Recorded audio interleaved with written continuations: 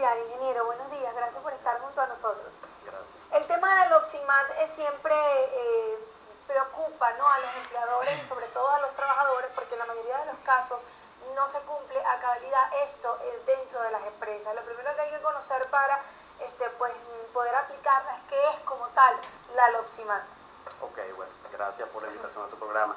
La LOXIMAT es la Ley Orgánica de Prevención y Condiciones del Medio Ambiente del Trabajo. Es una ley que regula, todo lo que sean las condiciones en donde va a laborar un trabajador.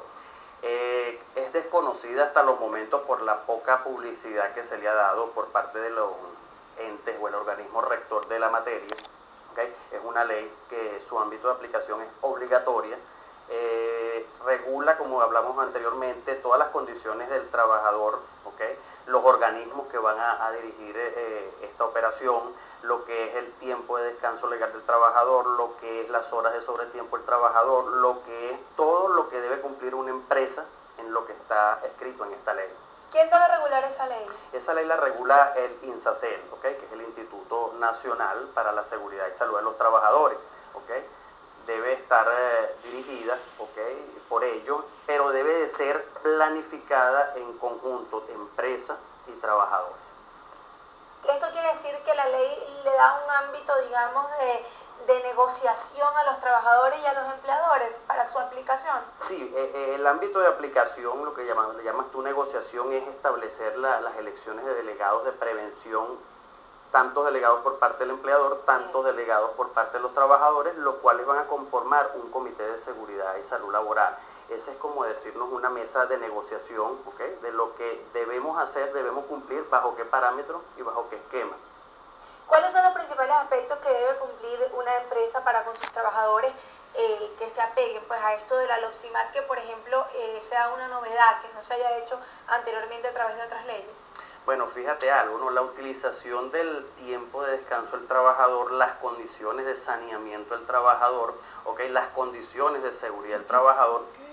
Vale resaltar que uno de los estados el estado con mayor índice de accidentes, según el último boletín epidemiológico, fue el estado Carabobo. Para el año 2005 y 2006, que fueron los últimos 2 años que se tabularon, no se redujo la cantidad de accidentes, sino más bien se incrementó, y se incrementó en una cantidad considerable. Bueno, de repente eso se aplica dado a que somos el parque industrial de nuestro país. Sí hay una serie de requisitos que hay que cumplir, que por desconocimientos están cayendo los empresarios hoy en día en lo que se llaman las multas, las sanciones, y lo importante de esta ley es que tiene sanciones tanto en unidades tributarias como en penas de cárcel, el no cumplimiento de las mismas. Normalmente hay muchas dudas con respecto a qué acciones pueden tomar los trabajadores cuando ocurra un accidente laboral, que es como esta ley prevé que deben responder los empleadores. Si ocurre un accidente laboral, digamos, en el que el empleado queda discapacitado por un periodo de tiempo para ir a sus labores, ¿con qué responsabilidades debe cumplir esa empresa? Fíjate algo, lo primero, el inicial en cuando ocurre un accidente, un siniestro, dependiendo de la gravedad del mismo, es hacer la investigación por parte de la empresa. Luego el INSACEL, después de haber recibido el reporte de accidente, que no debe de pasar en un lapso mayor a 24 horas, porque caería la empresa en ese periodo, en ese momento de sanción, ¿no? Luego de esa visita que nos hace INSACEL para investigar ellos por su parte como instituto o ente rector el accidente, es donde ellos van a determinar las correcciones y hasta las sanciones a que hubiera lugar, y van a establecer la indemnización que le toca al trabajador si está o no involucrado el empleador como que fue la persona que facilitó o fue la que generó la condición insegura para que el trabajador tuviera el accidente. Más o menos entre qué tipo de sanciones estaríamos hablando, qué tipo de penas estaríamos hablando si se determina que efectivamente el empleador tiene responsabilidad dentro del accidente del trabajador? Bueno, fíjate, las penas en unidades tributarias van por salarios por año, ¿no?